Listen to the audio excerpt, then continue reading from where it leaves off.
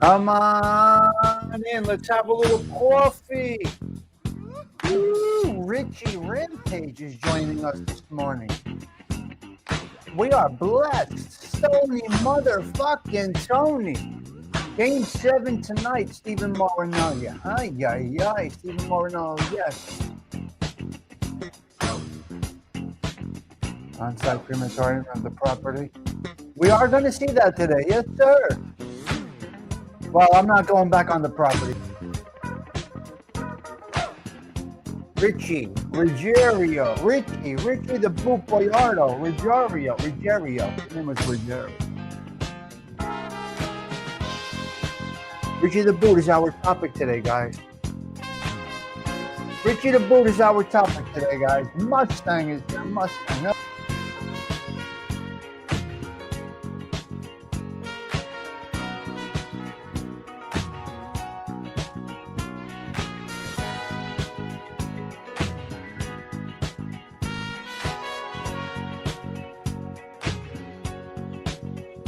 Four minutes until showtime. You know what?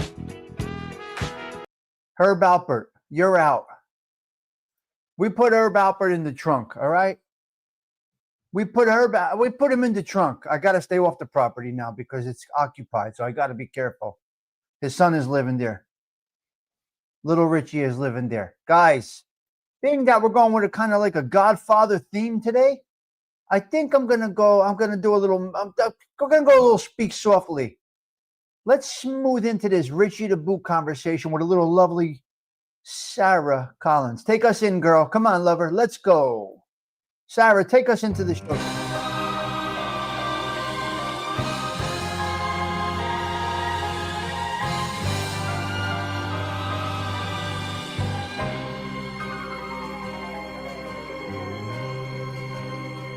Speak softly, love, and hold me warm against your heart.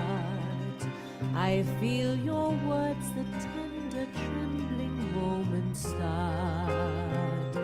We're in a world, our very own, sharing a love that only you have ever known. Wine-colored days warmed by the sun, deep velvet nights when we are one. Speak softly, love, so no one hears us but the sky. The vows of love we make will live until we die. My life is yours, and all because you came into my world with love so softly, love.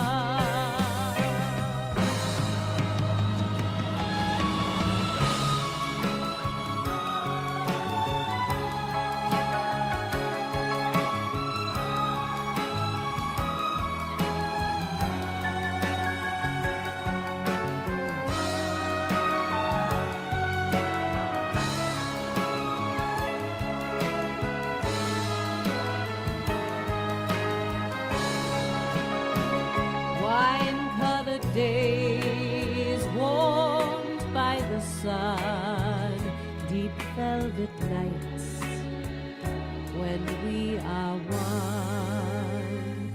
Speak softly, love, so no one hears us but the sky. The vows of love we make will live until we die. My life is yours.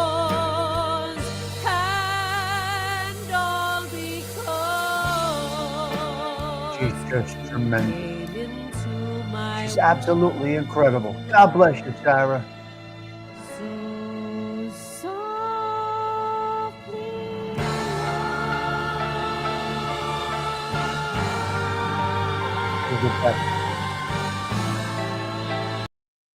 She did that by request. She did that song by request from us. Sarah Collins did a few requests for me along the way. She did a little Frankie Valli. She did a little 16 Candles for Johnny Maestro. She did a few requests for me, and I got to tell you, before she even answers back, she does it. I don't know how she does it. She kicks it out immediately. God bless her. We're going to talk about her. She is going to be spotlighted probably next Sunday as Sarah Collins, or maybe next Saturday. Hello, Sundance. Great to see you. Okay, let me greet this wonderful crew. Listen to me. I'm going to tell you something straight up right now. This is part of the show. I kicked the button on around 6:45, 6:50. You're going to get a little music. You're going to start up with a little music. But by 7 o'clock, I am into talking. So if you're not interested in any nonsense pre-gaming stuff, I'm getting my coffee ready. I'm taking my pills. I'm getting my vitamins. I'm doing everything while I have Rise playing. I get ready. And you could just hang out in the chat room if you'd like. But if not, 7 o'clock, we typically get right into talking. So that's how I start the show off. I will never take up your time at show time. Okay? Well, 7:30, not really. We might be motherfucking people by that time, Stoney. 7:30, the hot coffee kicks in. We're motherfucking people by 7:30. Right before we do the Catholic Minute, we start to motherfuck whoever needs to get motherfucked. We only motherfuck a motherfucker that needs to get motherfucked. We don't just motherfuck people for just to motherfuck them. Right?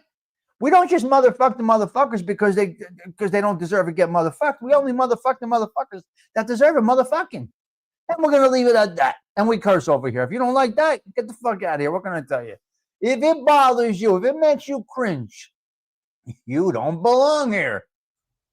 Was that a good breakdown, Stony Tony? Did I pull that off correctly? Let's go, ladies and gentlemen. Today, we're getting into the life and times of Richie, the Boot, Boiardo, North Jersey, Genovese crime family powerhouse. This is not a mob channel. I'm not really that interested in the mob, but this is local stuff for me. Hello, yes, mob rats. One, I see that. Let's get demonic today. We're going to mob. What? No, we're going to be nice. We're going to be nice. So welcome to the 305. Wait. Holy moly. Welcome, you crazy bastards, Christopher Toro, to the 305th consecutive coffee talks here at the Social Club. Today is All Saints Day. God bless you all. Blessings from Father Tommy Stigs over here in North Jersey. Where's Delilah? Where's Osada Treats? Osada, you sick bastard, where are you? Hello? My God, the information Michael Dodarian that I had last night, hanging out with some old school Essex County guys. Where is Detroit Siggy? Wow. The stuff that came back to me last night from years and years and years ago that is mob related from the neighborhood, I can't believe what we are in. Delilah's at a flea market. No. Oh, I was with some heavy hitters last night, man. It was crazy. And I can't believe how they took me back to the mob times in Belleville, New Jersey. I really can't. I can't. It's unbelievable. Unbelievable. Nicky Skins eating his pasta fazool at Antonio's restaurant right up the block. Christopher Toro, we're blessed with you. Sundance, hello. Mike F., if you're watching, blessings to you. Let's go up to our top 5, and then it's Richie the Boot time. Let's go.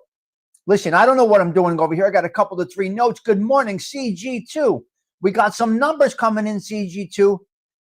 As Uncle Edwin says, YouTube Studio is your best friend. CG2, Stony Tony, Stephen Morinello, number 3. Number 4, Richie Rampage. Number 5, we got Magooch coming in from the beach. Oh, here she is, the bonus girl. 7 o'clock at a flea market. Now, wait a minute, Pete Rizzolo. Wait a minute. She's at the flea market at 7 o'clock. And what are you trying to do? They didn't even unpack yet. They didn't even unpack it yet.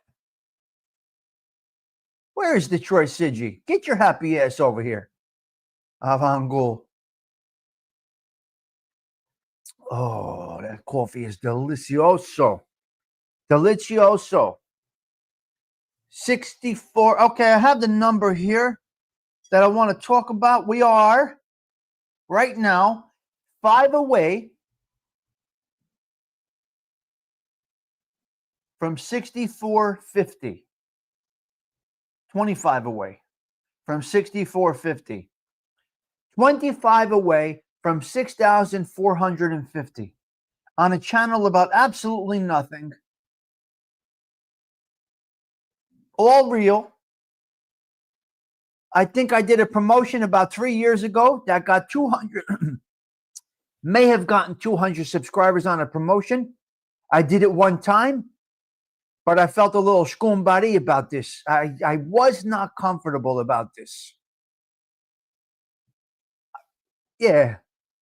Growing slow but sure. I think about 3 years ago, I did a promotion. Now, I will never do that again. As I was coming into the show, when I was looking at the numbers to see how many people are coming into the room, I said to myself, these are real people coming in. This is not bought.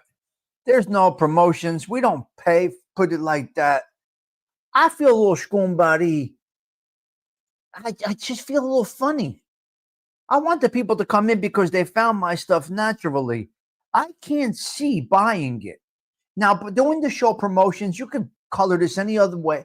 Any way you want to color this thing, you can color this thing. But anytime you pay for something, you're buying it. The show promotions, yeah.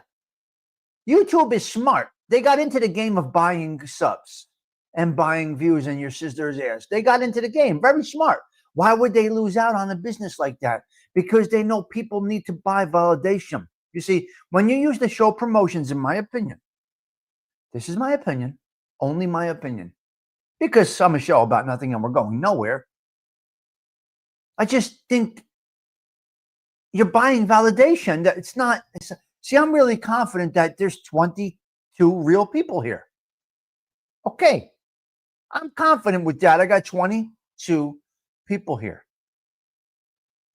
And that's okay. It's all right. It's what it is. Who else can say they're having coffee with 20 people? Hello there, Bambi Palermo. We can get paid, and we've been here 305 days. So we make a few dollars a month, and we have coffee. Mob Rats 1, we just have some coffee. And that is it. So the buying of it, let's say I did a promotion today for, I don't know how much. Let's say I put $50 in promotions, $100 in promotions today, Bambi Palermo. And all of a sudden, Michael Derdarian, I got 7,000. I wouldn't feel right about it. I just wouldn't feel right. So I'm paying them to plug my show. I just feel a little skumbari about that. That's all. No criticisms to people that really do it. I just would feel a little different about this. Just me. I don't know how another content creator might feel. I think you're buying validation. In my opinion, a good way to promote your brand through the YouTube channel's algorithms. Totally fine. You're paying them to put you in the algorithm. It's okay. I just would feel skumbari. See no evil. I understand it. I would just feel a little skumbari. That's all. It's the entertainment business. You got to do what you got to do if you are in it for that, though. Right. So, Bambi, if you feel that you want to invest all your gains into promotion, hey, listen, hey, girl, go right ahead.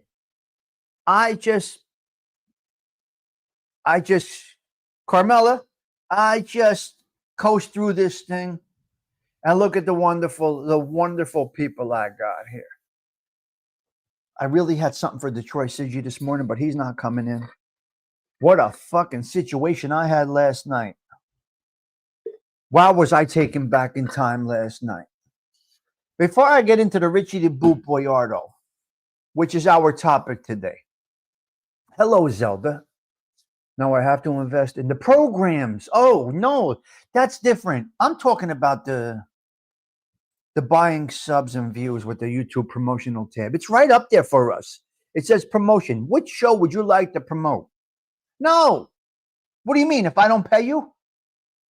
We don't. I was out with a few guys. I was at a little Halloween situation last night.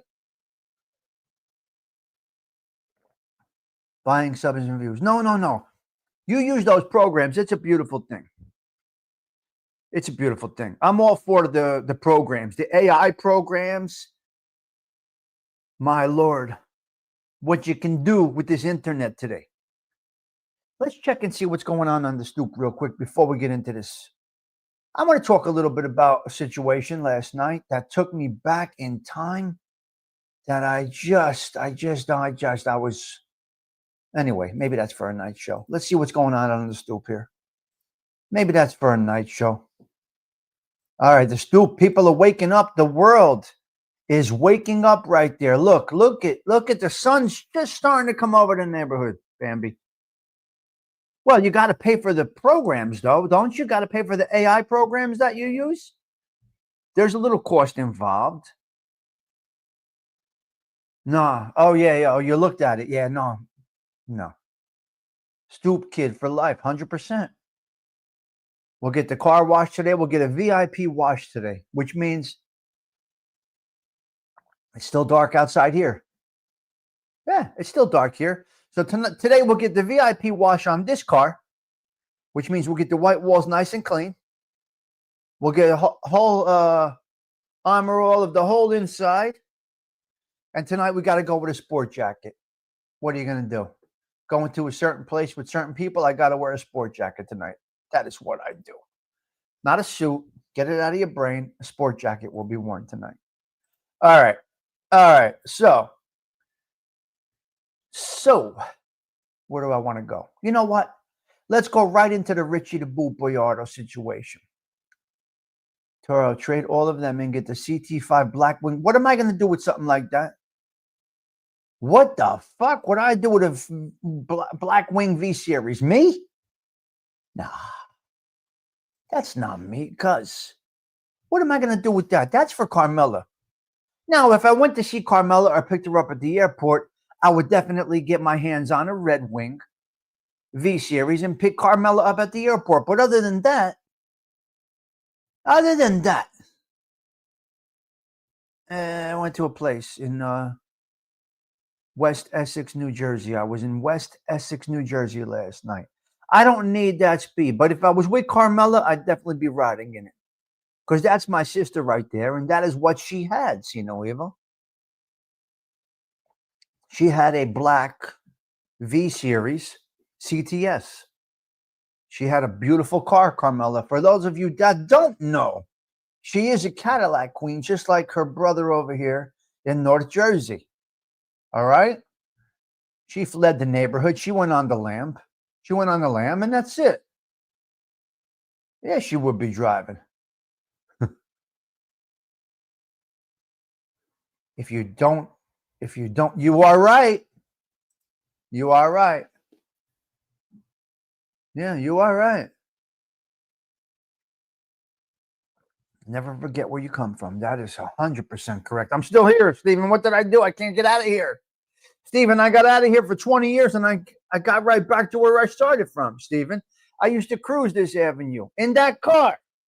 Stephen, when we talk about never forget where you come from, I didn't just forget. I came right back, and I rode on this avenue in that car.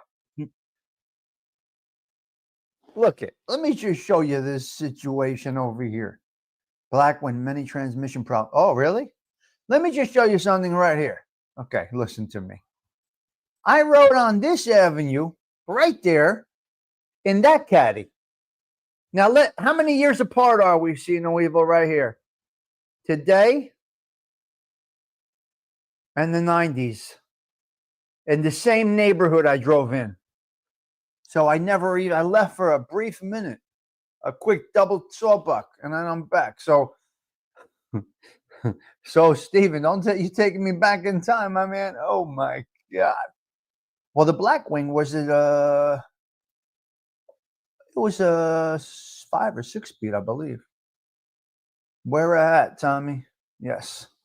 Wear a hat. 30 years ago. Wow. Wow. So 30 years ago, I was in the same neighborhood I'm in right now in that car. And really, you got to be a jerk off to run around collecting numbers in a car like that. You got to really be a jerk off to run around in a car like that. The biscuit under the seat. The biscuit under the seat. Cash everywhere. Riding around in that, Carmela. I mean, what were the chances? How far was I going to go? How long was I going to make it? Really? It was going to come to an end, an abrupt end, Carmela. What the fuck? Anyway, Richie the Boot Boiardo. Let's go. The Boot. Genovese family powerhouse made by, apparently, Vito Genovese. I believe it was made by Vito Genovese. Pete, if you're constantly doing whole shots, probably about extended. Yes. The car screams, pinch me. And then what happens, Michael the Daring? We end up in Caldwell Penitentiary because that's how it happens. The Boot. Richie the Boot Boiardo. A few different reasons he got the name The Boot. It was made by Vito Genovese. God bless him. Wow.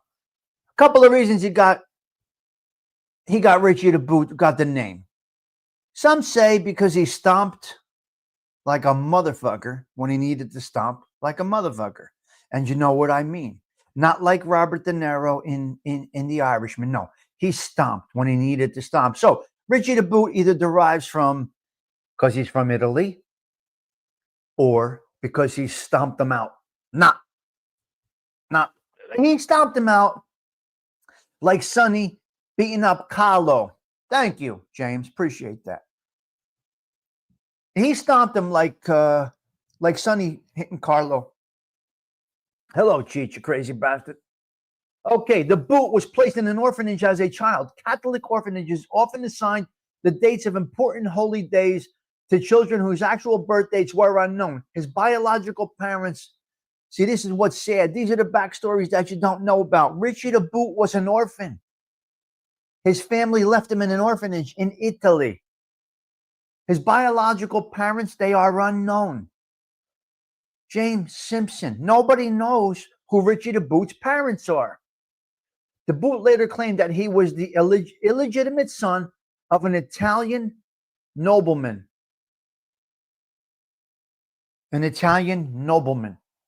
Notable moments and facts for Richie the Boot Boiardo. His reign of 6 decades is undoubtedly rare and notable in the mafia world. It's his other superlatives, if you will, that cemented him as one of the most notorious criminals in the history of New Jersey. The Boot was once shot 12 times. Yes, 12, and survived it. I remember reading about this. It's right in the book. But we know about this story. It's neighborhood talk. Broad Street, because he was living in, I don't know if he was there with his gumada or he was there with he had an apartment downtown Newark, New Jersey on Broad Street. Shot 12 times.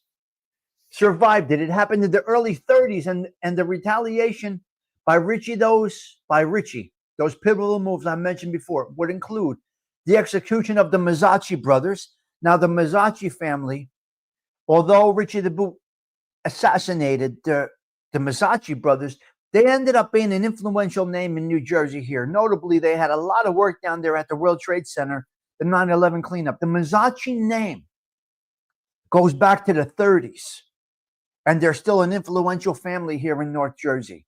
The Mazzocchi brothers.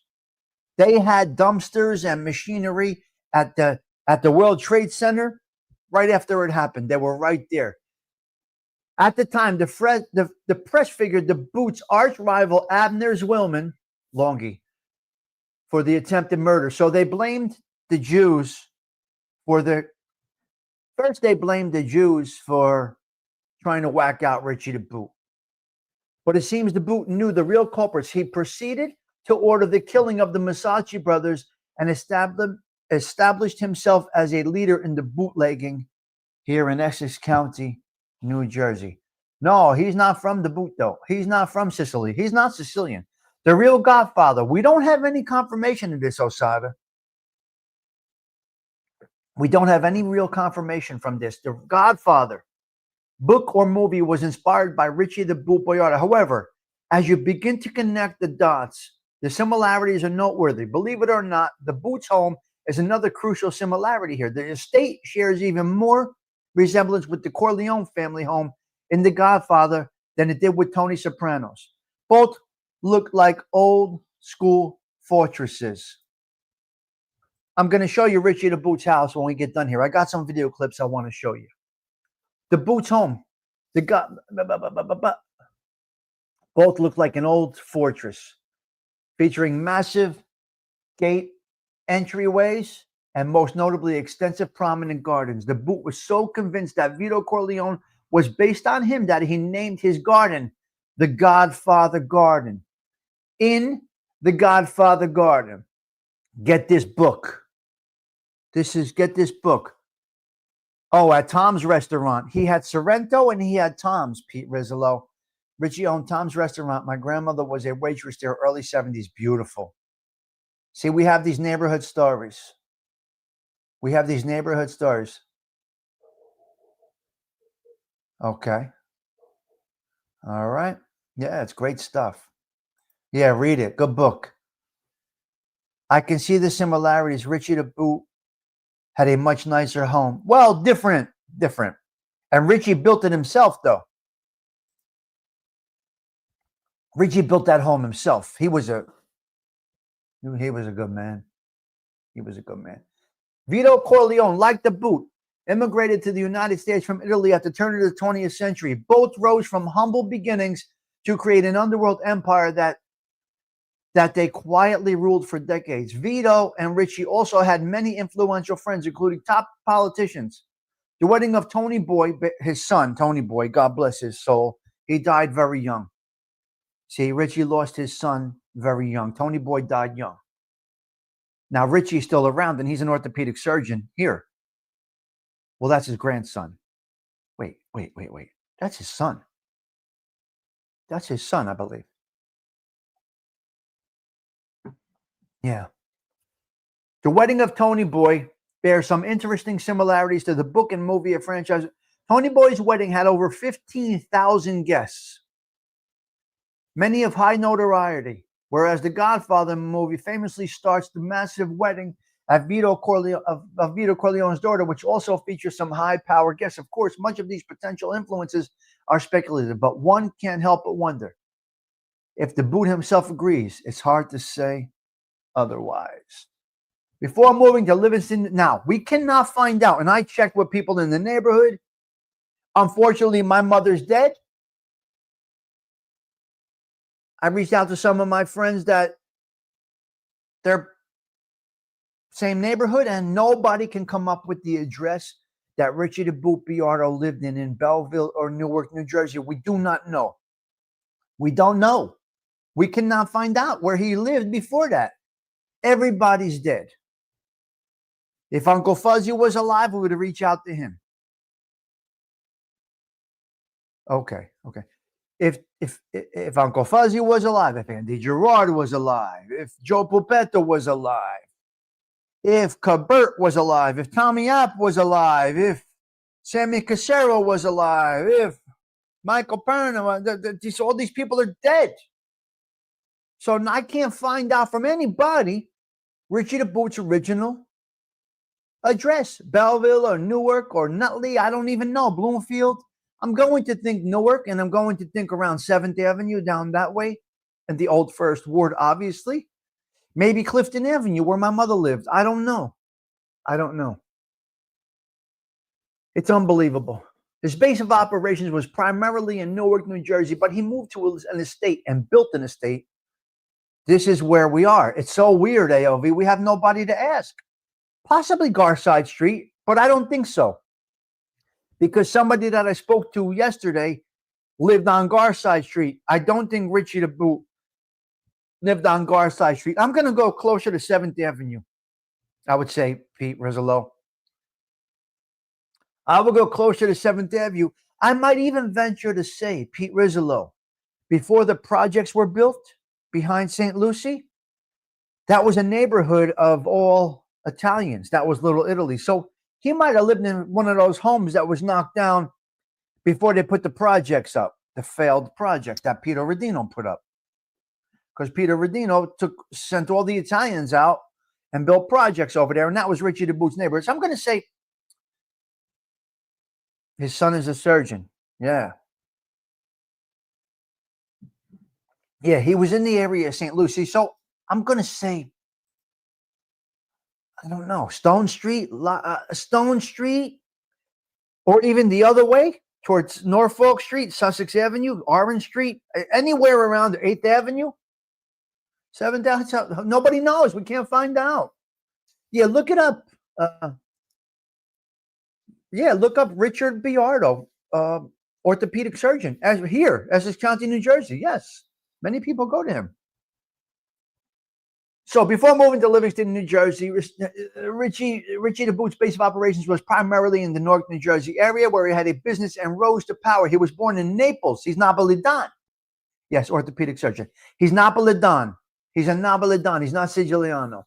And so Naples, Italy, and his family immigrated to the United States when he was a child. Settling, he was active in the Newark First Ward, owning the popular Vittorio's restaurant, Victoria's Castle, which was near the location of his Livingston estate. Born in Italy, born in Naples, immigrated. He was 10 years old when he came to Newark, New Jersey as an orphan. 10 years old, he came to Newark, New Jersey as an orphan. He had nothing. Zero. It's unbelievable. It's unbelievable. Living in Livingston, he lived on an estate on Beaufort Place.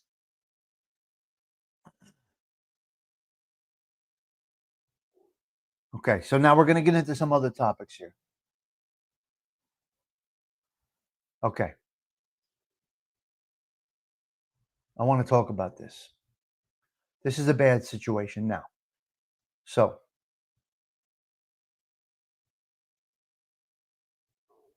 okay, we're going to get into a couple of other topics right now.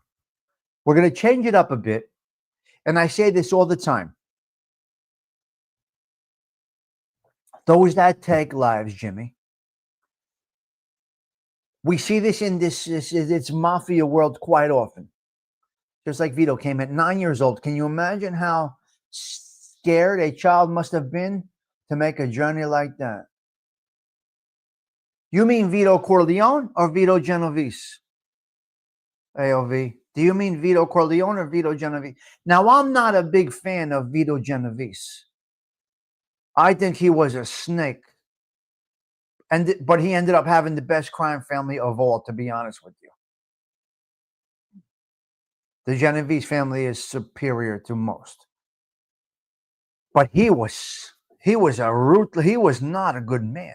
Richie the Boot was actually a good man in a lot of different ways. You see, Vito Genovese was one of the first to get into the Babagna, the character. Okay. Vito Genovese was the first one to get into the Babagna. Now the Newark guys and the Belleville guys and the Nutley guys, they changed the whole dynamic. They changed the whole dynamic of the Genovese crime family. Vito Genovese was pure evil. But look at our guys that came from Newark and Belleville. Andy Gerard. Pee Wee. What? Yeah, look at. Citrullo. Look at. You got Citrullo. You got Pee Wee. You got Andy. You got, the list goes on. And unfortunately, Mikey Gaga slivered his way in to get that great Genovese. I'm talking here. I'm talking more New Jersey. SPK. Talking a little bit more New Jersey. SBK wants to treat me to a tattoo, he said. So we had some premium premieres over here. The Rosado brothers. The Horn Ran, New Jersey. Yes. No, I know, SBK. I know. I'm talking back. So there was a little mix there. You're right. Hello, my dog Bella. Yes. He did. But Tino Fiumara, come on. We got what? The list goes on and on and on. That the Jersey Genovese made it. They brought it to be the best. I got to say that. What do you want me to say? Now, if people from other crime families are watching this, hey, man, you could come up and I'll state exactly what it is. I know there's other guys that watch these shows that would say, no. You want to come up and debate it? Made guys aren't supposed to come on the social media, so don't come up. But we know you're watching out there. And yes, the Lucchese's were, yes. The Scarfo crew around here, yes. It seems like all the North Jersey crew is pretty solid over here. You see, you would go to a nightclub around here. And you would see the Tessetas mixed in with the, right? The Tessetas will be with the Perners, will be with Cabert, will be with Nicky O, and you would see all these people around. And from all different families, they would all be at the bar at Rockin' Robin's, okay? Which was behind Biazzi's. Which my friend Jimmy Damiano, his father, ran that joint. And then you go up and down Roseville Avenue, and then you go up and down Bloomfield Avenue, and you see all the families. Let's get into a little sad situation, as we do say at times about these wise guys that are involved in murder, unaliving people, killing people, murdering people. They lose children.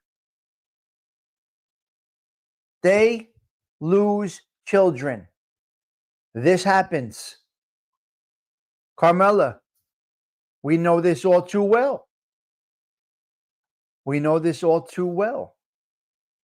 How many people do we know that have lost children? And then we look at and we talk about their past. They've buried some.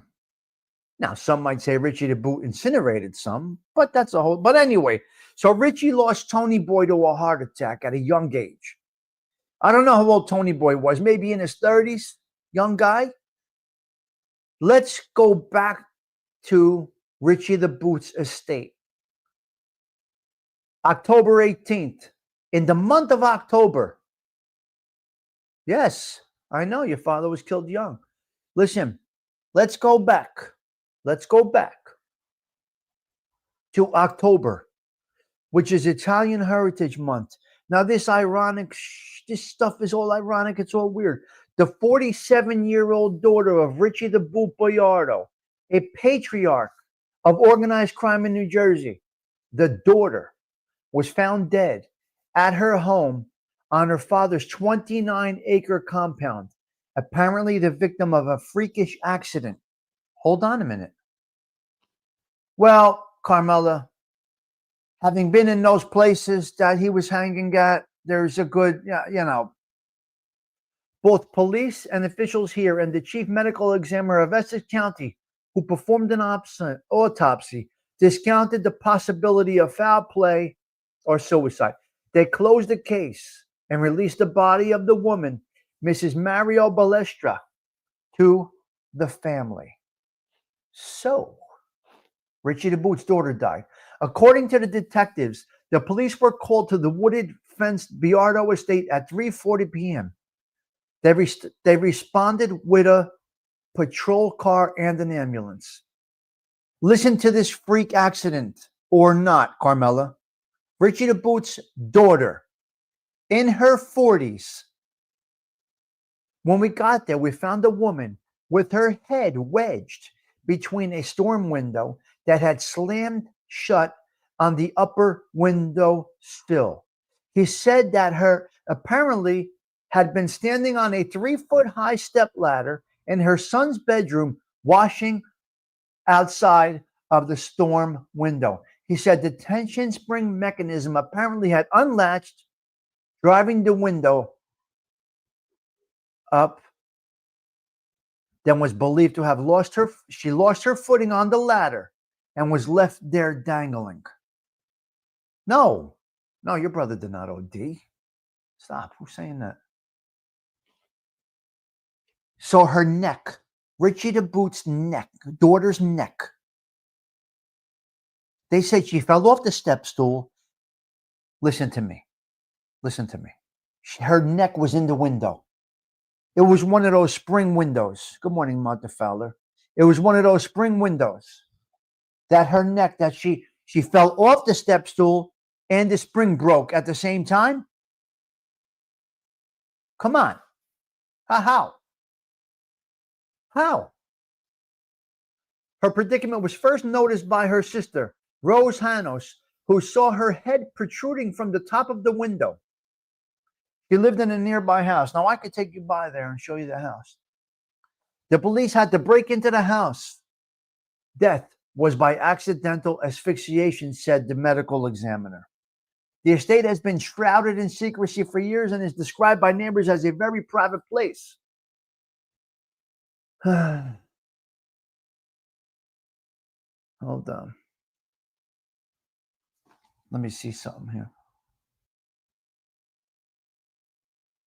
What? Wow.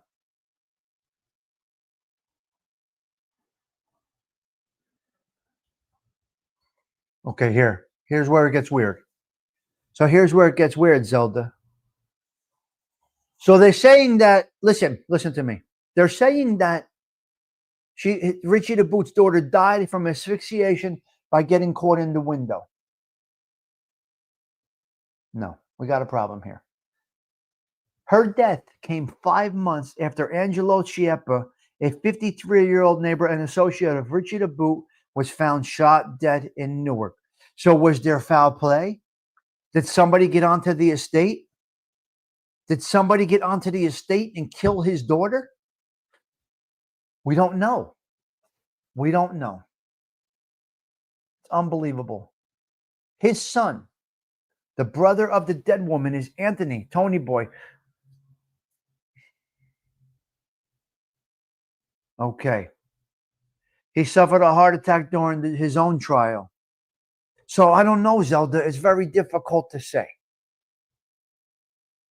So he lost 2 children, a son and a daughter. It's unbelievable. Richie the Boot lost 2 children. Now look, I'm gonna finish this story and then I'm gonna show you a couple of videos. Let me see what I got here. Yeah, it's crazy. So these are the bad stories about this stuff, about that life. It's unbelievable. For decades, it has been the home of 82-year-old Boiardo, who describes himself as a Mason and who, after being linked for decades with organized crime by law enforcement agencies, was convicted 3 years ago of gambling violation. It was his first conviction in 40 years. During the trial, the state alleged that he controlled a $12 million numbers racket. Yeah, a $12 million numbers racket. It's unbelievable. Two, yeah.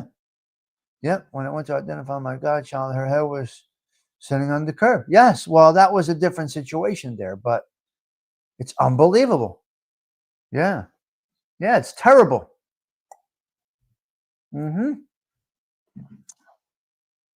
So, you say he's got a multi-million-dollar home, he's this, he's that, he's the other thing, but, oh, God.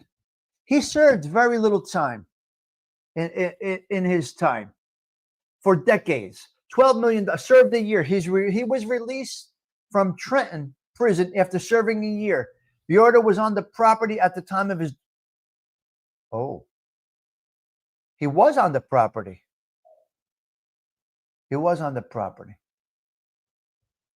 The estate of the elder Boiardo was reported by Life magazine to have contained a crematorium used to dispose of gangland rivals.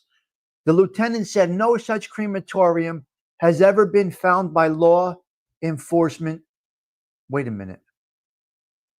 No, this is a regular black coffee cup. Black.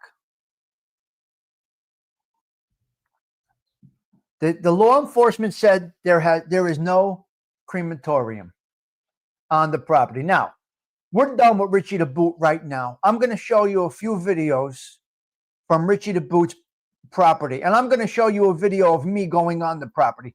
But first, we're going to look at this little clip here. Where is it? Where is it? Where is it? Where is it? I'm going to show you a James Proctor production right here.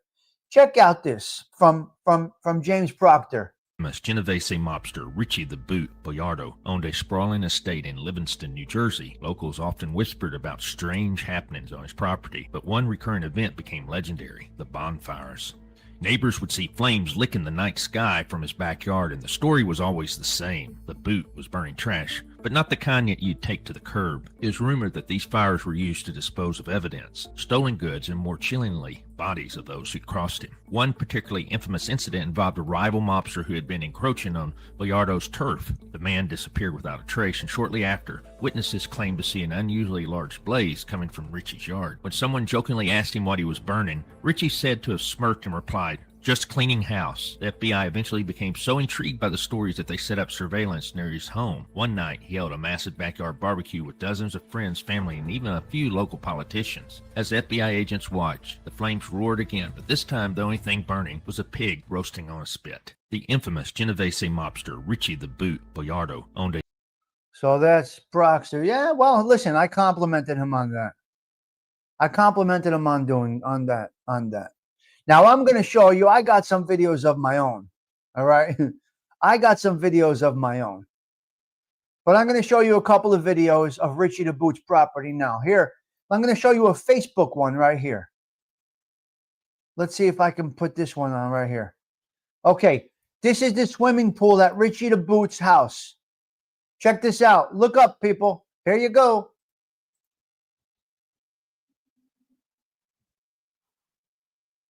Oh.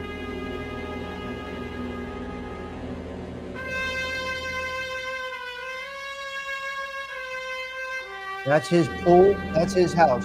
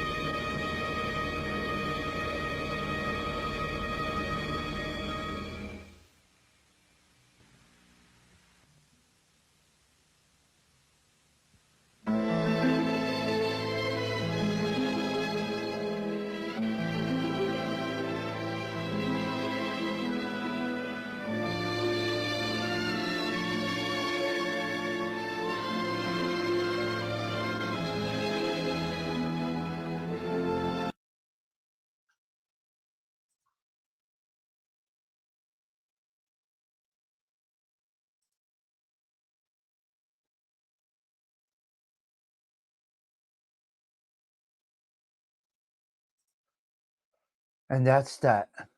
I mean, there's just, I got more. I got my own stuff now. Well, that's how he was, Carmela, but he built it himself. He was a mason. Can you imagine? Let's look at his wife's funeral real quick. Let's, yeah, it's sort of out of place, that neighborhood now. Yeah. Let's look at his wife's funeral real quick. You're not going to hear anything, okay? Where is it? Well, let's hear. Here's another video. Here's another video from it. Yeah, here we go. Now, some of these have no audio, guys. Some of the stuff has no audio, guys. So give me a minute here. Let me put this up here. Let me see here. Hold on a minute. Let me take that down. Let's see if we can put this back up. Where is it? Hold on a minute. See if I can put this up here. All right, so here's a 2-minute video clip. Check it out.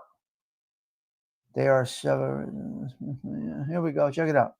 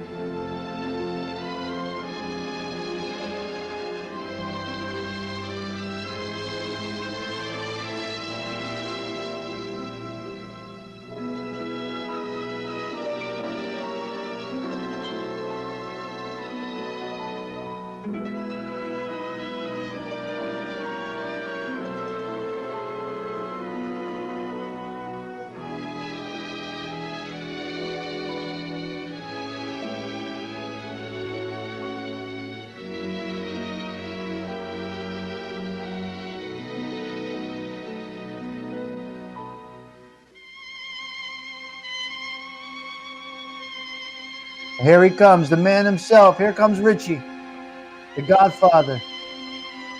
Richie the Boot, right there, my man. The best.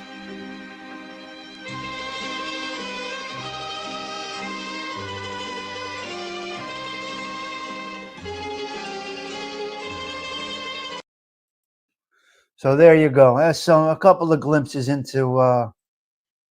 It's unbelievable. It's unbelievable. This is part of our history around here. Peacocks. Can you imagine? It's unbelievable.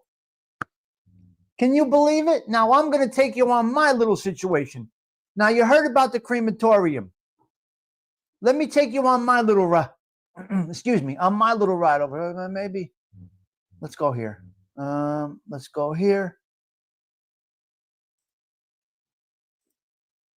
Is this my ride? Yeah, this is me. Okay. Let's go on a little ride with Tommy Stigs up to the property. Here we go. Here we go. Settle in. From Newark, born in Naples, I think Naples, Italy. So we're going to try and get a view of Richie the Boot's house. It's going to be difficult, but let's see if we can do it. It's going to be hard. I'll try and give you a view real quick.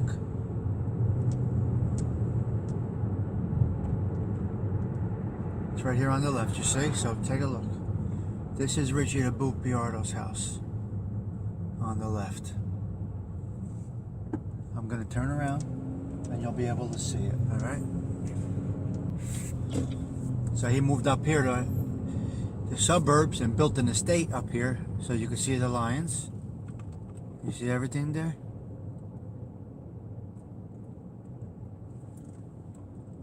Boiardo, see? Richie Boiardo. You could see it right there, Boiardo. And that's him. I'm going to try and give you a view up the driveway. This is private property, but that's what it looks like. Look at the gates going up. Is that crazy or what? All right, so that's where we're at. That's the Boiardo house in Livingston, New Jersey. It's guarded, gated, whatever you want to call it. I'm going to try to find a back view to it. But just take a glance at this. You can see his name, Richie Boiardo. And that's him in there. And that's, you know, he's got the lions outside. I forget what that signifies. It means something. Let's see if I can get a back view. So we're up in the hills. We made a right past his house. Now, this, if I remember correctly, takes you to the back entrance of the house. But you may not be able to see it. But this is what it looks like up here in the suburbs of Essex County. Right here is the back entrance. There it is right there. But you really can't go in. It's gated. That's it. That's the Boiardo estate down there. This is kind of private property. I just wanted to get you a glance of what it looks like back here. From back here, that's the edge of his pool. I don't know if you see that down there, but this is the entrance to his property, and that's the edge of his pool. Big fountain. So like I said, this is the back. There were two ways to get into the property. We'll pass the front again, and then that should be it. So I may be wrong, but if I'm not mistaken, you can get a glimpse from this section of the... Yep, this is it too. Alright, you're not going to be able to see anything, but... Yep, up there's another gate. Now remember, they spoke about the crematorium. That's all his property. Look up there. Listen. See? Oh yeah, somebody, listen, the police, the investigators... a policeman said there is no crematorium on his property. That is bullshit. Now stick with me on this video, guys. Stick with me here. Here we go. Up there on the hill. That's where a crematorium, they said the crematorium was in the back here. That's the house. There's more gates. And up there, he said he had like a crematorium in the back. But that is the actual house. That's Richie the Boiardo's house. Turn back a little bit. And that's it, up on the hill. So it's so big, it takes up so much property that from all different angles, you can see it. All different streets within the town of Livingston. I'm going to go back out to the front. Toro, that is correct, yes. So one of the reasons he decided on Livingston is it's at the end of Essex County, but it has a close proximity to Belleville and Newark areas where he predominantly operated, you know. That's where he was from, so that's where his crew was. It's hard to see, like I said, I can't really get much, but we'll get close like this and you get to see that's the entrance. Again, I'll go one more time into the driveway and you'll get a glimpse. This was the Godfather. That's how beautiful area. All right, so we're doing one more drive-by. 280. He jumped. Lone field area in about 15 minutes.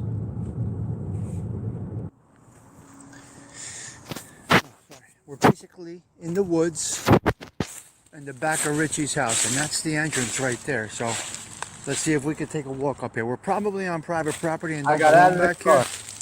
But let's see if we can get a glimpse.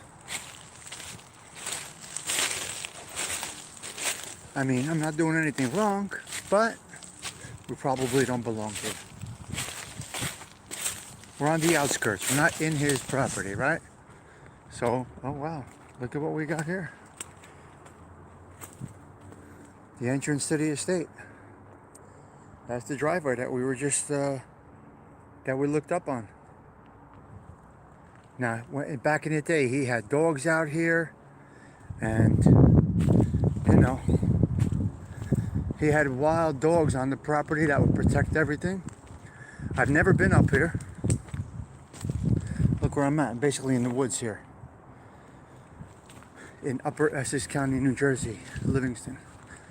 Oh, this is the actual incinerator, I guess, that they said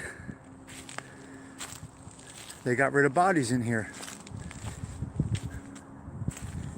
Wow. I was never up here. That's the house. That's the Boiardo house. Wow. Oh my God. I can't believe I'm actually up here. And that's him on his horse. That's Richie the Boot on his horse. He had that made. Is that trespassing?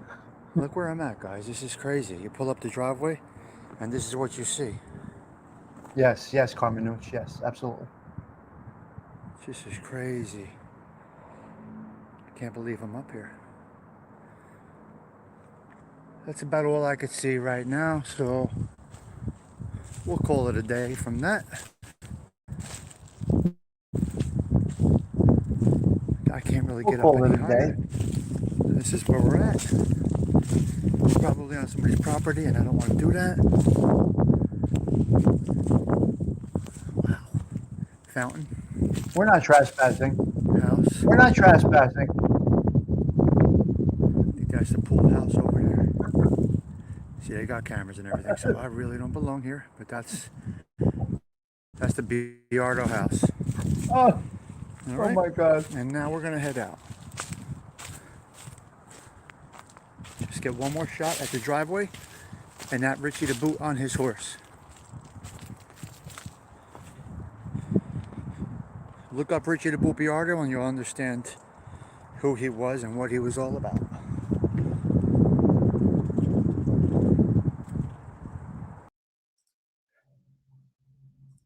And we end it at the incinerator.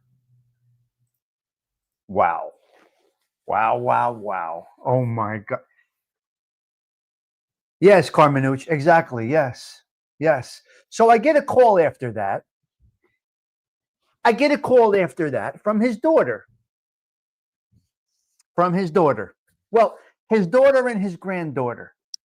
Actually, his love child. My God bless her. She's the best. God bless her. So I get a call from Richie the Boot's daughter and granddaughter. This is his gumare, so to speak, okay? This is his gumare. And right now his son lives on the estate, right, Carmenuch? Carmenuch, his son is living there, right? It was a pizza oven. Yeah. Yep. So it is occupied. So anyway, I get a call. And his daughter says, listen to me. I don't recommend you going back on the property. We saw the video. I don't recommend you going back on the property. My brother is reconstructing the place, and the wild dogs will be running around once again. So I would recommend, yes, reach out to us. Well, you can go. It's no problem. Just reach out to us. I'll reach out to my brother, and you can go. Whenever, we'll call him, and you can go. But I would recommend that you don't just take out and just start walking on the property, because we satisfied all the tax situations and we are now occupying the house. Now, I did not know this. Hold on a minute. Stephen Morinello might be the only person that knows this. I'm dating a girl in high school. Beautiful. Ma che bella. And her mother, there was never a man around. No man was around. So, the house, it was an apartment in Belleville. Yeah. And the apartment was elegant, kind of like a small place like mine, but it was so beautifully decorated. Back then you had the fluffy carpet, like that high carpet, what was that called? The nice, silky, thick carpet. Lights were always dim. Candles were always burning. Just an elegant apartment. They turned a garden apartment into a beautiful place. And I'm dating the girl in high school, and I don't know anything. Shag carpet, right. I'm dating the girl in high school, and I have no idea until now, 30 years later, I get the call. And first of all, it's the girl. It's the girl that I dated. And I said, well, I haven't heard from you in 30 years. Whatever. She says, yeah, because you didn't want to be with me. Are you mad? No, I'm not mad. But you didn't want to be with me. You were all over the place, Tommy Stigs. How many girls were you messing around with when you were dating me? But that's for another topic. My mother is here. She wants to tell you something. So she says, that's what she said. I would stay off the property, blah, blah, blah, blah, blah. Wait a minute. Hold on a minute. I never knew about this. You're Richie the Boot's daughter? You're Richie the Boot's granddaughter? I was dating Richie the Boot's granddaughter in high school? And yes, Pete, for 30 years, they never told me. Now, I mean, I'm dating her in high school, but there was something mysterious, Pete Rizzolo. Now, let me explain to you something again. Let me explain. Now it gets tragic again. Carmela, listen. Are you still here? Carmela, listen. So I'm dating Richie the Boot's granddaughter and never know it. Now, Richie the Boot lost a daughter through a tragic accident. Tony Boy died of a heart attack. Now we go to the grandchildren. The grandson, Anthony, dies in a horrible car crash. So the girl I was dating, and I knew her brother so well. Wait, was it Joey or was it Anthony? Joey. It was Joey. It was Joe. His name was Joe. Richie the Boot's grandchild from his gumad died. It's unbelievable. It's unbelievable. So his grandchild died. So Joey, I think it was Joey, died in a car accident. So it goes generations down where you're still going to pay for the sins. Yeah. She said, the mother said, why didn't you marry my daughter? Why wasn't it you that married my daughter? Because her husband died. The girl I dated, her husband died of cancer. No. Never mind. Her husband died on 9/11. Her husband died on 9/11. Okay. So the mother's in the background saying, why didn't you marry my daughter? Had I known it was Richie the Boot's granddaughter, would I have married her? Maybe not. Maybe yes. I got to be attracted to somebody. That's what it is. So I could have married Richie the Boot's granddaughter. Now, Richie the Boot's granddaughter, her husband died on 9/11, and her brother died in a car accident. So you see how many generations go down when you're still paying for the sins of the father? I got a fucking book to write. There's chapters I won't even remember. There's chapters that I won't even remember. Now, they live in a beautiful, beautiful area of New Jersey. Baseball players live there. It's Bergen County. So his love child and granddaughter live in a very, very, very wealthy area of New Jersey called Alpine, New Jersey. Yeah, I got chapters that I would leave out. So let's see if I got any other clips of Richie the Boot Boiardo. Let's see what we got. I got some Mob Facts clips that will show you real quick. Mob Facts never gives us a problem showing his stuff.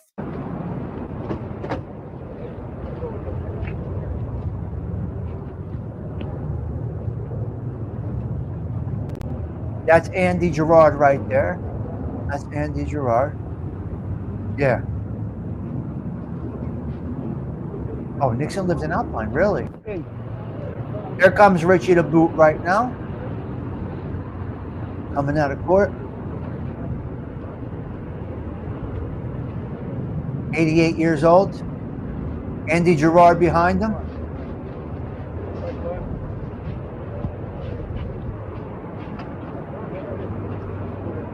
Pee Wee right there. Little Pee Wee right there. Tommy. That's the Genovese, North Jersey crew right there. Who's that? I don't know who that is.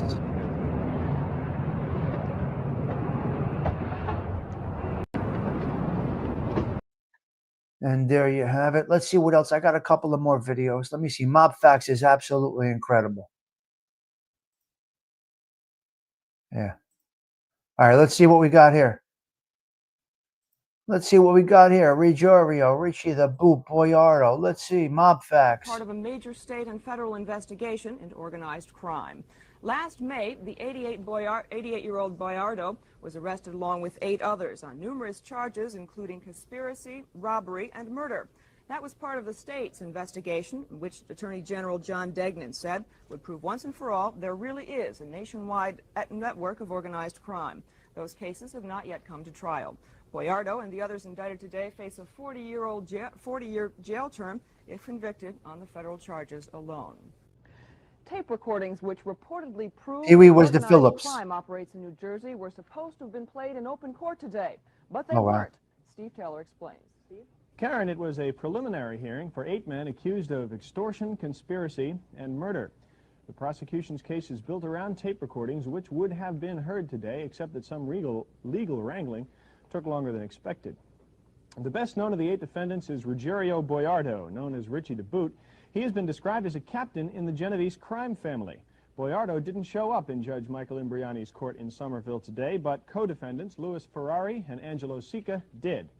Assistant Attorney General Michael Brown had the tape equipment all set up, but first he called State Police Detective Dominic Trocchia to the stand.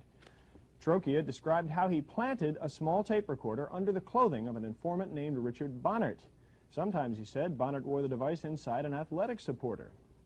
Trocchia said that Bonnert then met with men to whom he owed money, and police recorded the conversations. Defense lawyers asked Judge Imbriani to suppress the tapes using several technical arguments which the judge didn't buy. So tomorrow, the tape recorder will be turned on for the Come first on, I about did nothing 50 wrong, hours of guys. conversations. Now, it'll take more than 2 weeks to get through Yes, the tapes, and that's only true. after that That's will correct. the judge decide whether they can That's be PK, used as 100%. evidence. Boiardo and the other men won't actually go on trial until sometime in the spring, probably in March. In that trial, prosecutors say they'll prove the existence of a nationwide crime organization involved in gambling, loan sharking, extortion, and murder. Karen? Thanks, Steve. Good evening. A mystery has cast a shadow over the great mob trial, now winding up in Freehold.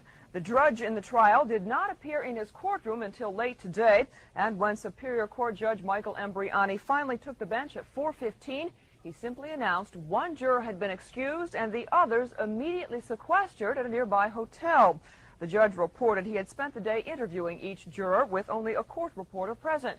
He would not say what prompted his surprise actions, but trial observers assume the judge may have gotten word the jurors were talking about the case to one another, or worse, that there may have been an outside attempt to influence the jury. 8 men were indicted last May for conspiracy, extortion, and murder. The defendants include Richie Boiardo, also known as Richie the Boot, who prosecutors say is linked to the Genovese crime. So there you have it. So just a little couple of clips of Richie the Boot. Where are you? Yeah, they had to move it to Freehold. They couldn't do it up here.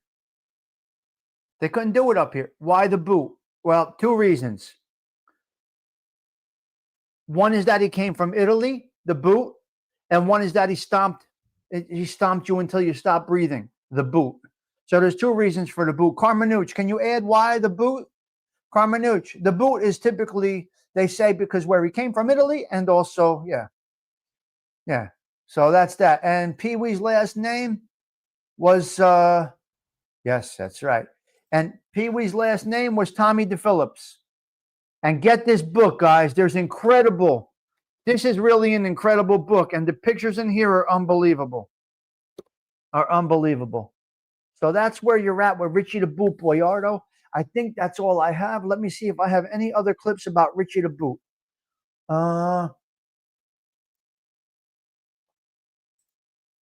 Okay, real quick. I'm going to show you Richie the Boot's wife's funeral. We showed this before, but this is his wife's funeral. There is no sound, guys. Just take a look at the video.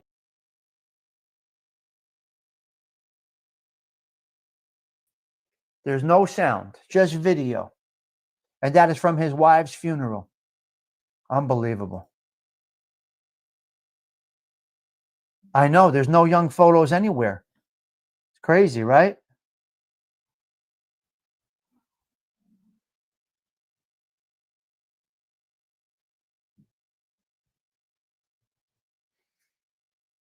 Yeah. Look at all these cars. Watch it coming up the road. Watch this. He funded Hollywood. Yes, yes. Look at all those cars. Look at that. That's crazy.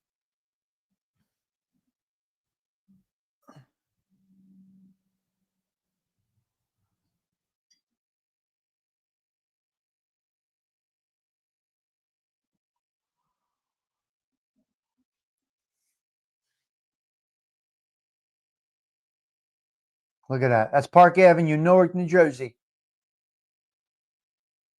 Unbelievable. Look at all those cars. It's nuts.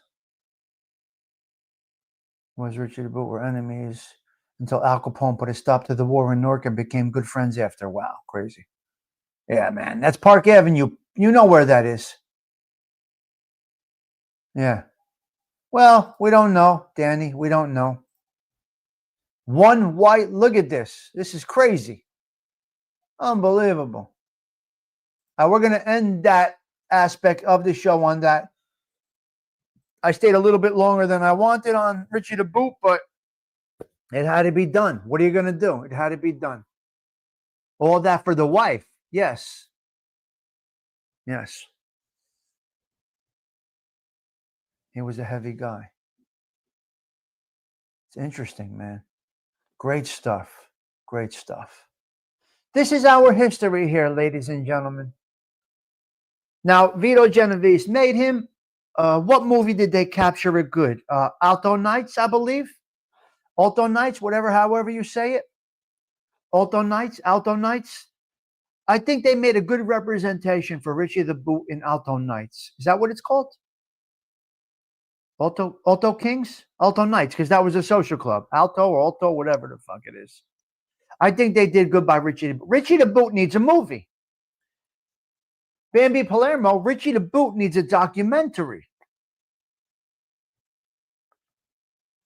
There's no real true documentary on Richie the Boot. Now, everything is in here, but they got to put this in film. Yeah. Andy Girard took over. Absolutely. The best. The best guy around, Andy. The best guy around. Yeah.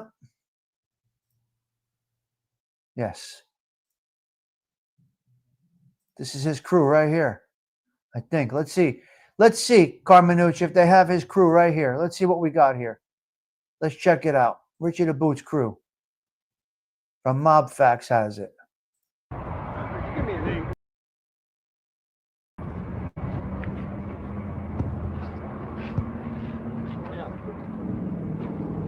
That's Anthony. Anthony DeVingo, right there, Anthony. He died of a heart attack in our club.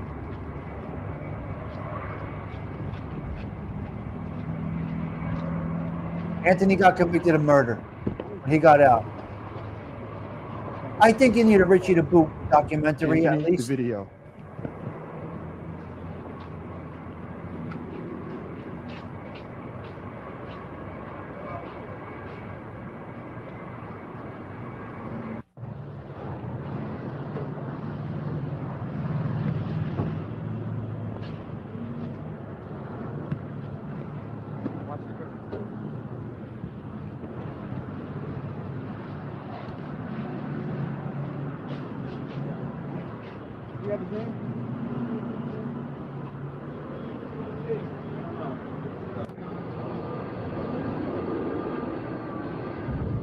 That's Pee Wee right there.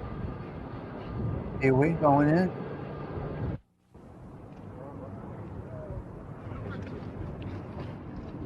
I don't know who that is. Unbelievable. Look at that, man. Crazy. Carmenucci, this stuff is crazy. This stuff is crazy how they're bringing them all in. No, he was a man. He was a man's man. When we say man's man, Carmenucci was a man's man. They don't make them like this anymore.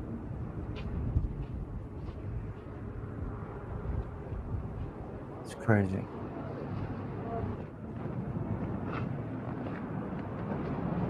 Unbelievable. Andy Gerard, there's the man right there. That was a man's man right there. They didn't make him any better than Andy. He was the best guy around when we say it. Nobody like Andy. Gotta tell you, man. Because my mother would tell you that. Here comes Richie. And Andy.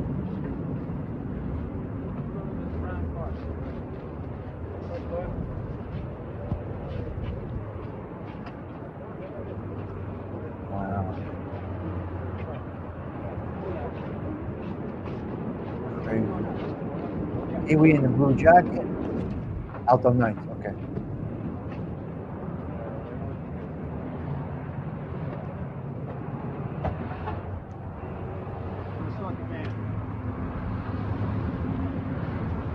I don't know, Michael Buchanan. Walked out like a man. Kiwi was small, yes. He died of liver problems. Liver or kidney problems. He had that yes, of course. Yeah. Look at all those cars going out. Oh my God, look at all those cars. That's crazy. Mob Facts does great stuff, man. Great stuff, Mob Facts. They really do good stuff. And there they are again. Richie and Andy is always right behind them. And there's Tommy DePhilip, Pee-wee. And I don't know, a couple, oh, that was, all right, yeah. That was Anthony DeVingo. So there's 8 of them. They never gave a problem. They always walked in. They always walked in. Yeah. They never not showed up. I mean, they were never a flight risk or anything like that. We went over the whole Gaga thing. I did not know Tino personally, no. Because when he came out on parole, Danny, he went down to Spring Lake, New Jersey. He didn't come back around here. That was probably 80s, sometime in the 80s, I guess, in the 80s. And Mikey Gaga was right before my time. So, yeah. No. Nope. And no wives were ever yelling and screaming. None of that stuff. No wives were ever yelling and screaming or anything. So listen, guys, we went a little long on this one. I apologize.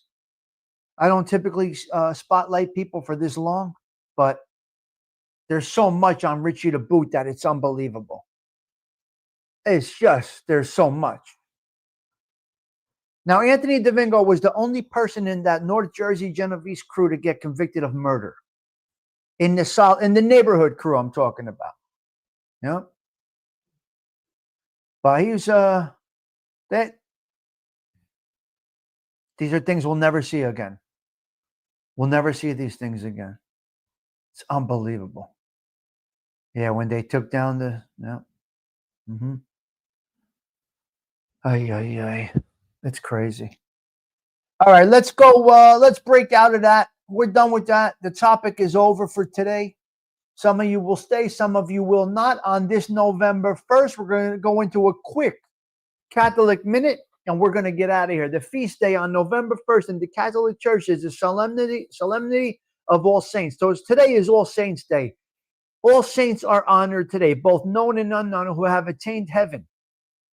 It is a holy day of obligation and commemorates those who have lived holy lives and serve as examples of the faithful. What is it? It's a celebration honoring all of God's saints, including those formerly canonized and those who are known only to God. So there are saints out there that have never not been sainted. They didn't get their button. They have not been sainted. But in God's eyes, they are saints. Now, it's been said that some people that are walking around are saints in some way or another. Attending Mass on this day is a requirement for Catholics in the United States. Significance. Remember, though, it remembers those who have completed their earthly journey and are now with God, serving as models of faith and love. The history of All Saints' Day. The feast has roots in the early church and was formally established in Rome in 609 AD, after the Pantheon was consecrated as a church dedicated to Saint Mary and all the martyrs. Related feast day. The following day, November 2nd, is All Souls' Day, which is a day to pray for all of the faithful departed. So today is All Saints' Day, and tomorrow is All Souls' Day. Unbelievable. Good little Catholic minute. Well, us, Uncle Fuzzy. It was Uncle Fuzzy's club, which was Anthony DeVingo's club before that. I really ran my own book, SPK, to be quite honest with you. I had my own book. I was in the club, but I had my own stuff. It's not? Oh, okay, LV. Well, that's just my quick research.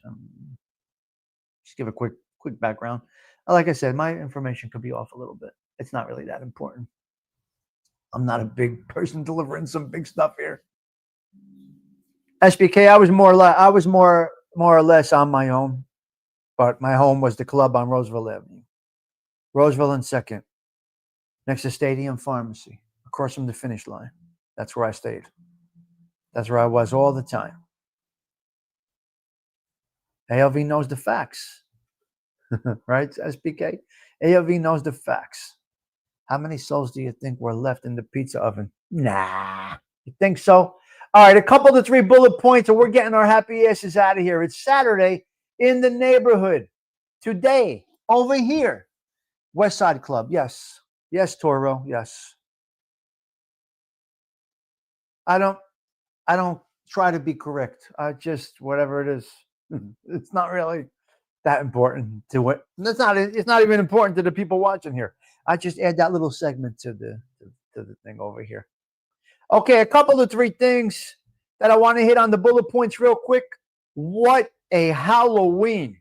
The kids were everywhere. There was children everywhere. Hello there, the real Italian stallion. The trick-or-treating was at an all-time high. The neighborhoods were packed. So happy to see kids are back outside. They're riding bikes. I see them all over the place. They're doing their things. Stephen Morinello, the kids are back in full swing.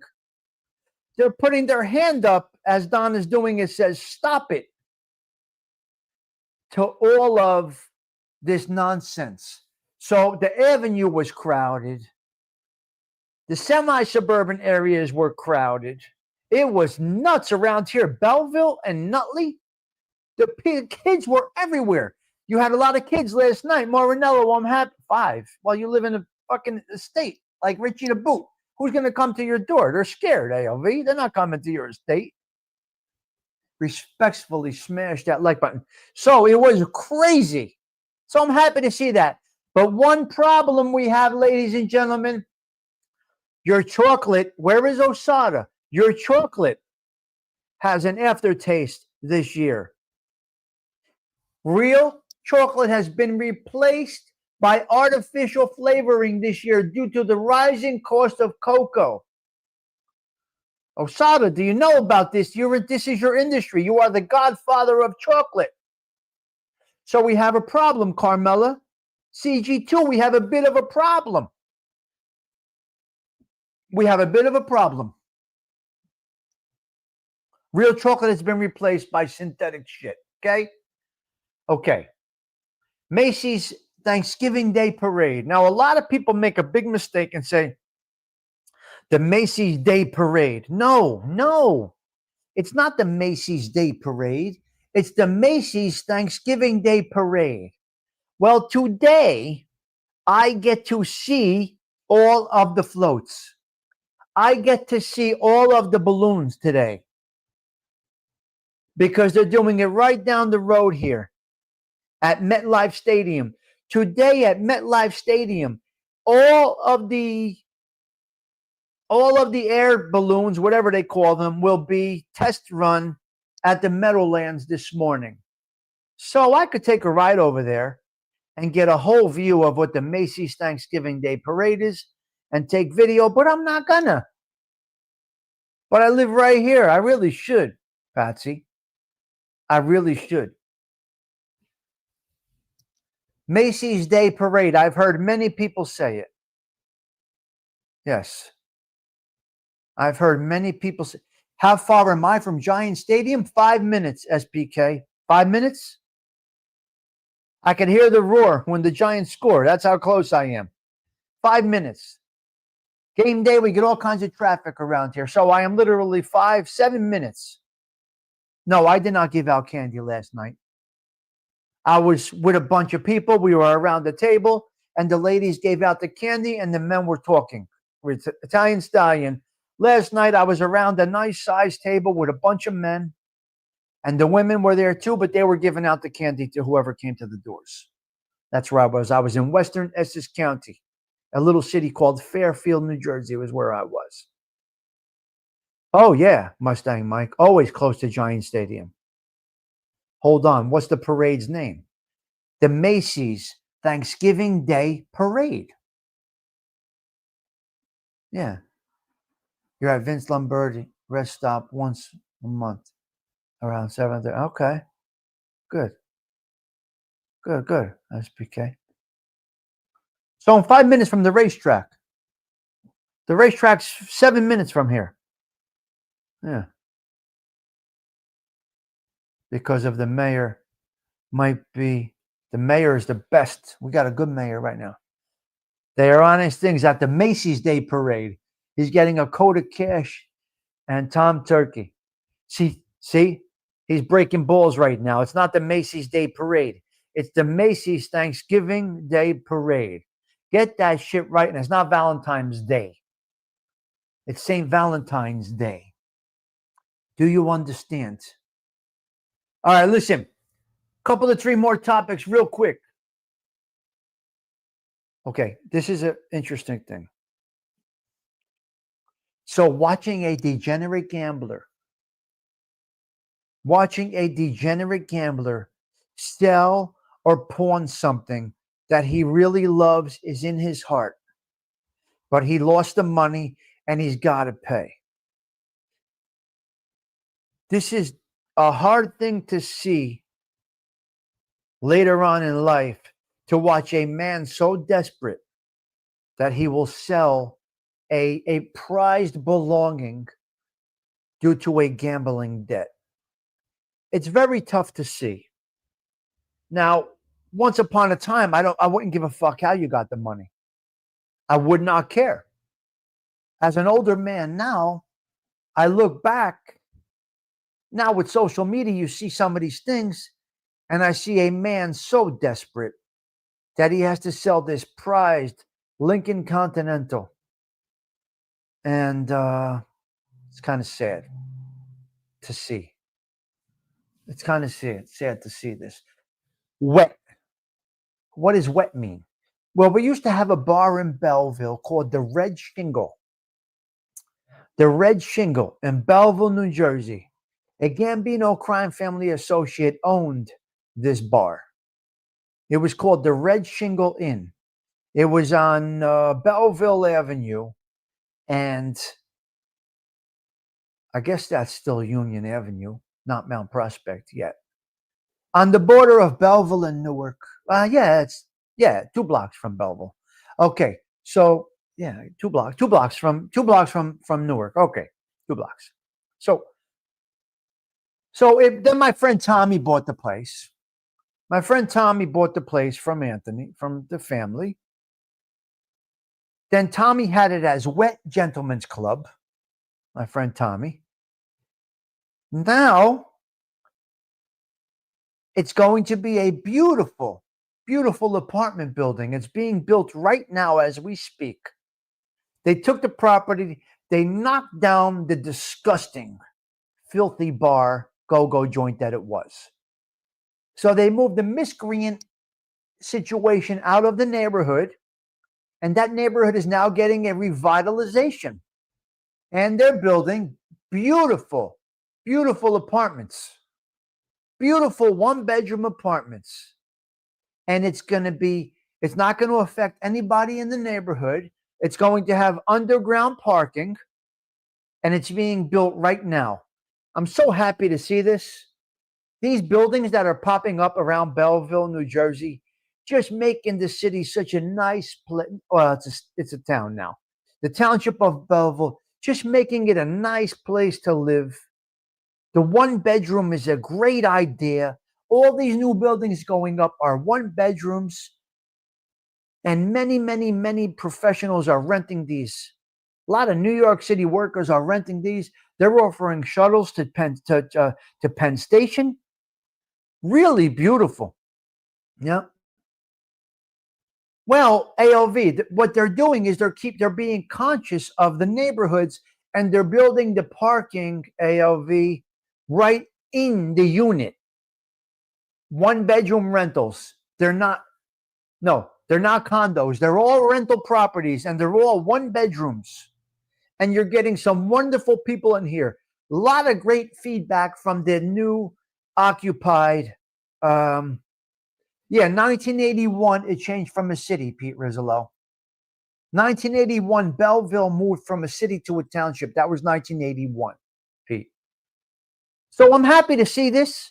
You're going from a go-go joint with crack whores and gangbangers and wise guys now to a nice one-bedroom high development. And from the top floors, you can see New York City. So some people say, too much, too much, too much. No, it's not. It really isn't. It's revitalization, one neighborhood at a time. They're doing a beautiful job. They're doing a beautiful job. So God bless the powers that be at Belleville. I must take my hat off to the mayor and Vinny Cosarelli and Jersey Joe and all of these guys. It's good. No. There's no, it's excellent. And it's doing wonders for the city township of Belleville. Now, I was with a couple of three guys last night, and we were kicking it back. We were going back in time. And these are names I have not heard in a long time. So before there was Bobby Cabert, there was Joe Paterno. Joe Paterno ran the Gambino Belleville crew. Yeah, but ALV, everything's going well. The new ShopRite on Washington Avenue is beautiful. The ShopRite in Brookdale is all brand new. The ShopRite in Nutley is doing well. The Stop and Shop at Kingsland and Washington is doing well. The restaurants are doing well in the area. Nothing bad as far as crime. Crime is down, really down. So Belleville, yes, it's tiny, but it's great. It's tiny. Belleville is small, but it's great. So I went back in time last night with a couple of three guys, and they're talking Joe Paterno. Now they mentioned Marty Carbone. Now Marty Carbone is dead. Okay. Marty Carbone was apparently a hitter for the Gambino crime family. And we had a card store that sold Hallmark cards. It was called Belleville or Plaza Cards and Gifts. Yeah. Miami, yeah. Plaza Cards and Gifts. Now, you would walk into Plaza Cards and Gifts, and you would see Marty Carbone there every single day, dressed beautifully, but not like a gavone, just dressed nice, typically black and gray colors. So Marty Carbone owned Plaza Cards and Gifts. Now, how do we know it's a front for the Gambino crime family? We don't know.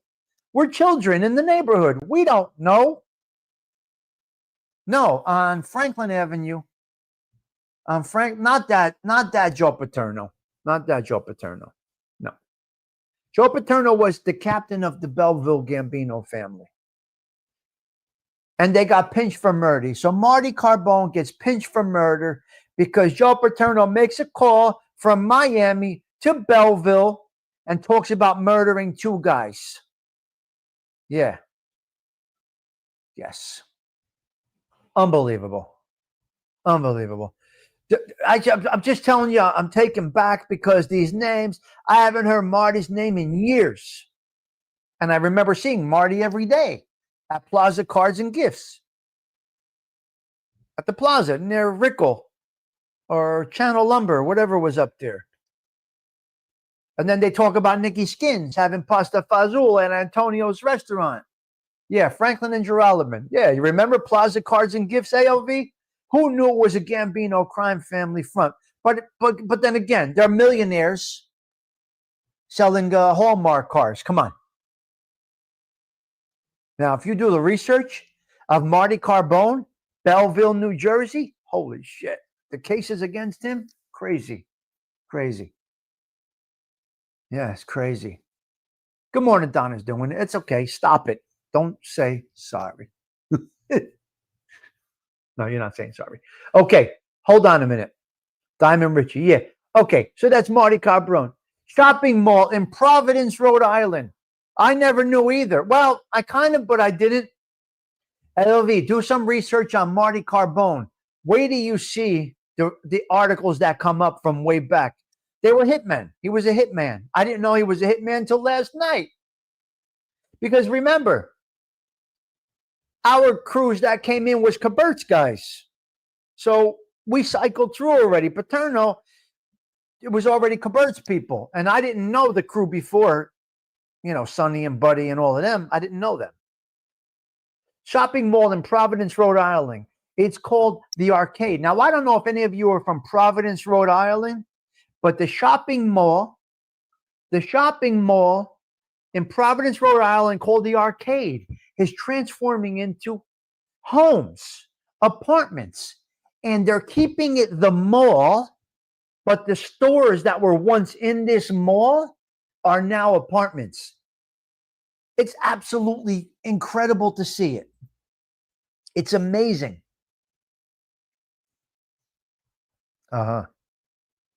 SPK, be careful with that. One blocked in Providence was the Wawa. So, Zelda, do you know about this place called The Arcade? It was a mall, The Arcade? Well, anyway, it looks beautiful. It looks beautiful. They kept it as the mall. So instead of going into Express or Victoria's Secrets, you have an apartment now in the mall. It's unbelievable. What a great idea. What a great idea. Yeah. Okay, I got a couple of 3 more. What else do we got? What else do we got? I think we're good. Pearl Street. Okay. Now I'm happy about these. Oh, you've been to The Arcade. Wow. Muggsy Muggs. What's up, cuz? It's been a minute. I hope you're well, Mr. Muggsy. It's been a minute. I hope you're well, Muggsy. Muggsy, wait a minute. Wait, who doesn't have wrenches here, guys? Muggs, make a comment, please. Why don't you have one? Why don't everybody gets a wrench that hangs out here? Muggs, just make a comment if you don't mind, please.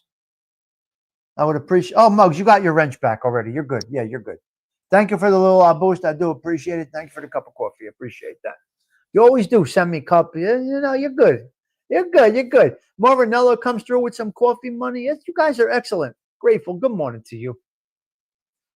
So, okay, we're going to go out with this. Outback Steakhouse. Horrible. Well, 40 of them are closing. One more thing. My daughter, last night, she goes out to New York City. Okay. Tori, why do you got to go to New York City? I'm going to New York City. Where you going, Tor? I'm going downtown. Okay, where? Water Street. Okay. Pearl Street. Water Street, that is the financial district. A friend of hers' birthday was last night. She gets on the train. My kids get on the train like you drive to ShopRite. They just jump on the train and they have no fear. SBK. Nah, come on. SBK with the double sawbuck. Thank you. Sick bastard. So my daughter gets on the train, SBK, and she goes out to Water Street. Unbelievable. So we check her location this morning. She's on Pearl Street. Now, I reached out to a friend of mine last night because he lives there. I said, look, your niece is in the area. Be on alert if anything happens. Ba, ba, ba, ba, ba. Anyway, what are you going to do? This is what life is around here. I did it as a young man. I mean, we went to 42nd Street for the filthy hooers. They go out there to go to nice bars, nice clubs, this, that, the other thing. So don't write off Manhattan just yet. My kids still go there to hang out. And it's all right. It's all right. So that's where we're at. That is where we are at. What is this that I have up here?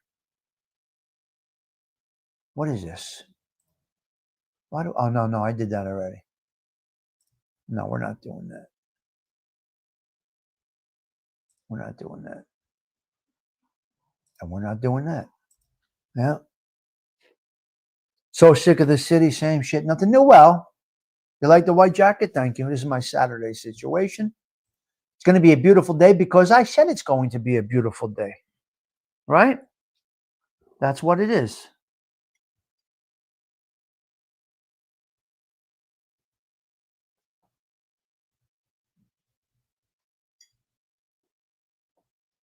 Nice. Nice. All right. SPK. Hey, Don, a question for you. Wyatt Earp is right there. Great to see you. Dana has a wrench now. Yes. Dana does have a wrench. Yes.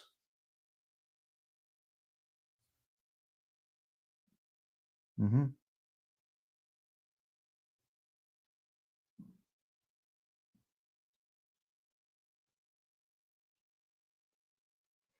Yeah. Mm-hmm. Yeah. So that's where we're at, guys. That's where we are at, ladies and gentlemen. Listen, I'm going to wrap it up here. I know. Yeah. I hope you guys enjoyed the show. We're wrapped up the 305th. Wait. The 305th consecutive show has ended. Look at that. It's Saturday, 11/1/2025. Who's on the thumbnail for tomorrow? Who are we spotlighting tomorrow? Can we check that out? Can we check out who we're spotlighting tomorrow, See No Evil? Thank you, Pete Rizzolo. Thank you.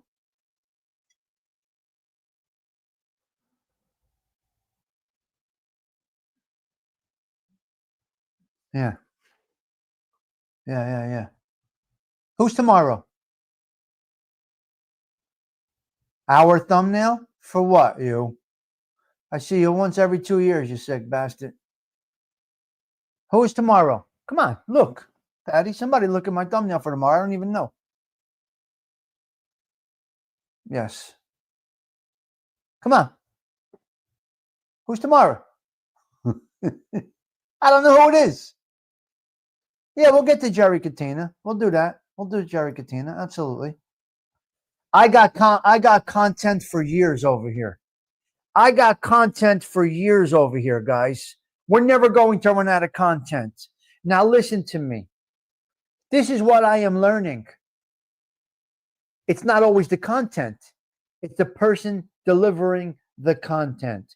Some of you choose to come here because, tomorrow's Linda Scarpa. All right, I'm looking forward to doing her. I reached out to her, but I got nothing in return. She wasn't receptive. She's a little nervous, and I understand Linda. Linda has a lot she's carrying with her. God bless her. Linda does have a lot she's carrying with her, but tomorrow is Linda Scarpa. All right, I'm looking forward to that. I'm looking forward to discussing Linda Scarpa. The lady's been through a lot, man. Little Linda. Yeah, little Linda. Not the mom, little Linda. It's little Linda, not big Linda. So that one I am looking forward to. All right, let's go out. Sarah Collins, take us out, girl. I got to go. Tommy Stigs, wishing you all well. Have a blessed Saturday, 11/1/2025. The 305th show is complete. 4, 9.